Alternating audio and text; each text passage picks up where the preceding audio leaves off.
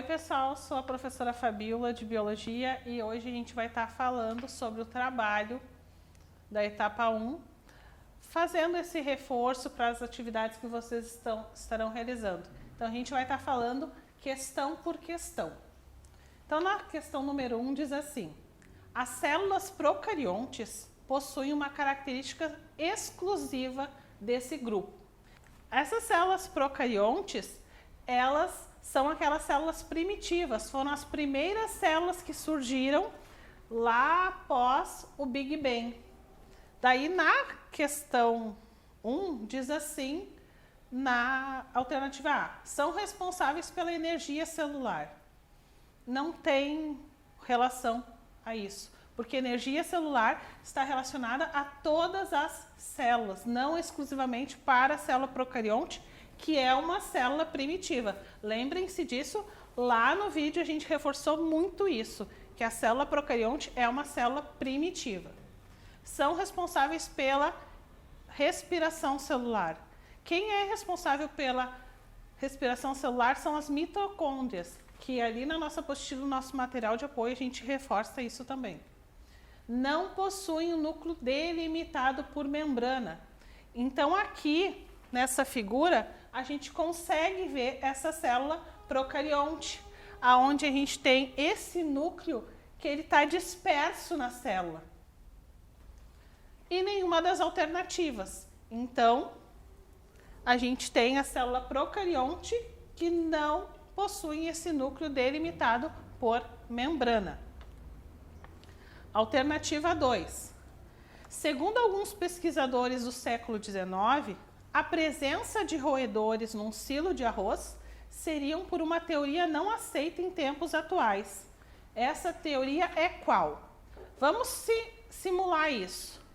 A gente está na nossa fazenda e temos lá armazenado arroz. O que hoje a gente sabe, em tempos atuais, século XXI? Que a gente precisou de um macho, um rato macho e uma rata fêmea, que cruzaram e teve esses filhotes após a sua reprodução.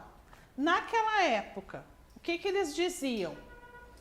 A gente vai lembrar lá das teorias da abiogênese, que é o quê? O A sinalizado aqui, que essa vida surgiria do nada, que essa teoria é a que a gente mais encontra se vocês digitarem lá no Google a palavra abiogênese, 100% de chance da primeira figura aparecer para vocês uma camisa suada, trigo e um roedor, que é uma teoria que associa a abiogênese. Essa é a teoria mais direcionada. Teoria da vida, não tem relação com isso. Biogênese, que eu sinalizei aqui pra gente, é a nossa existência. A existência de um macho e de uma fêmea para que a gente deixe descendentes.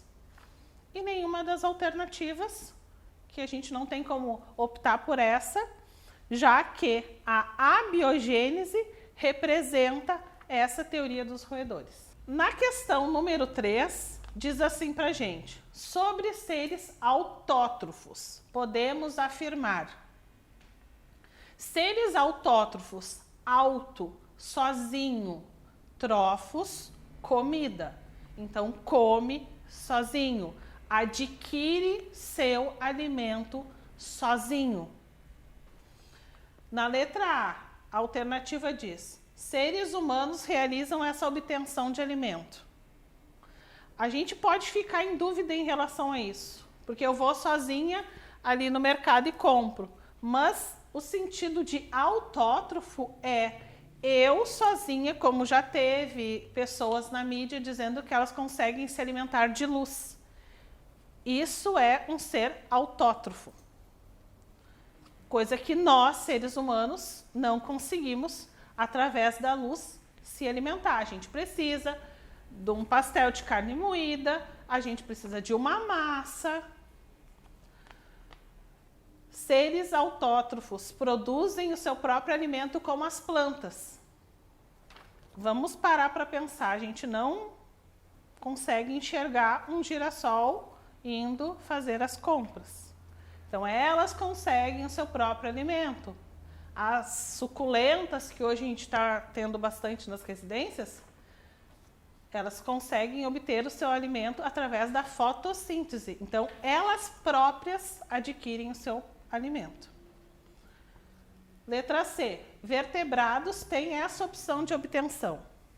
Não, né, gente? Nós somos vertebrados, o cachorrinho lá em casa é um vertebrado, ele não consegue produzir o seu próprio alimento. Letra D.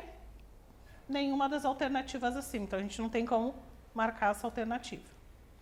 Número 4, atenção que está grifado ali o não. Red não afirmava que, lembrem lá do material de apoio na apostila, Red é aquele pesquisador que desbancou aqueles pesquisadores que diziam que a vida surgia do nada, lá da questão 2. Que num passe de mágica a gente teria um ser vivo. Red, se vocês, o mesmo exemplo que eu dei para vocês lá na questão 2, Red, ele fez o experimento de pegar 2 frascos, e lá no Google a gente vai encontrar um frasco de peixe com uma telinha em cima e um frasco de peixe sem essa telinha em cima. O que ele não afirmava então? Seres existem a partir de seres já existentes. Isso é verdade, porque precisa do macho e da fêmea. Seres nascem ao acaso. Não, ele não afirmava isso. Ele dizia totalmente o contrário. Seres originam a partir da reprodução de macho e fêmea. Sim, ele dizia isso, porque precisava de um macho e de uma fêmea. E letra D, nenhuma das alternativas acima. Número 5. Sobre o núcleo celular é correto afirmar. Letra A. Não está presente em todas as células. A gente não tem como dizer que ele não está presente em todas as células. Porque se a gente olhar aqui, a gente tem uma célula eucarionte, que é a nossa célula. Lembrem lá do vídeo inicial. Eu sou assim. O nosso núcleo está delimitado por uma membrana, nosso material genético está aqui dentro. E as células primitivas, as células procariontes, têm o núcleo disperso dentro da sua célula. Então, não está presente em todas as células? Não, isso não é verdade. Porque a gente tem tanto na célula eucarionte quanto na procarionte. É uma camada protetora das estruturas internas. É uma estrutura além, ele não protege, ele protege o DNA, o restante é o restante. Armazena as informações genéticas, correto? Porque o núcleo, ele armazena todo o nosso DNA. Cada uma das nossas células tem o DNA ali armazenado. E nenhuma das alternativas a gente não tem como marcar essa, porque a gente já viu que o núcleo armazena a nossa matéria genética. Número 6. Em relação às células procariontes, é correto afirmar que não são responsáveis pela energia celular. Não são responsáveis pela respiração celular. Não possuem núcleo delimitado por membrana. Então, a gente tem nessa questão, todas essas alternativas acima são corretas porque a gente vai encontrar isso na célula procarionte. Na questão número 7, diz assim: seres unicelulares, como exemplo uma bactéria, que aqui a gente tem representado nessa célula procarionte, possuem essa definição por ela possuir uma única célula? Sim. Elas têm uma única célula, por isso elas são consideradas primitivas. É essa estrutura aqui e só isso entre aspas. É só essa estrutura. Organismo completo? Não, não é organismo completo porque não tem órgãos, não tem não tem sistemas. Estar ambientado ao ambiente. Não está ambientado ao ambiente. Ora está adaptado, ora não está. Então, essa alternativa a gente não tem como colocar. E nem a de nenhuma das alternativas acima. Na número 8, a evolução dos seres vivos ocorre de maneira lenta. Um dos pesquisadores que desenvolveram esta teoria sobre esse tema é... Aqui a gente está falando sobre as teorias de evolução. E são dois principais pesquisadores da evolução humana, que é Charles Darwin e Lamarck.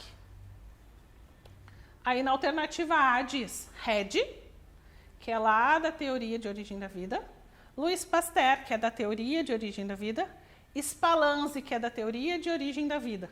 E letra D, nenhuma das alternativas acima, já que quem é responsável, os principais responsáveis por essas teorias de evolução, Charles Darwin e Lamarck. Número 9. Charles Darwin foi um pesquisador que abordou um tema para justificar a evolução nas espécies. Esse tema se baseia em: o meio ambiente seleciona os mais aptos. Sim.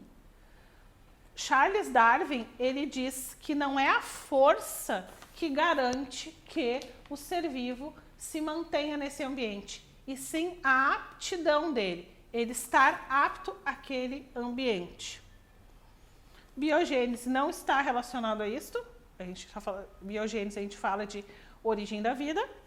Transmissão de caracteres adquiridos na vida. A gente não está falando nisso aqui. Essa alternativa já está falando de genética.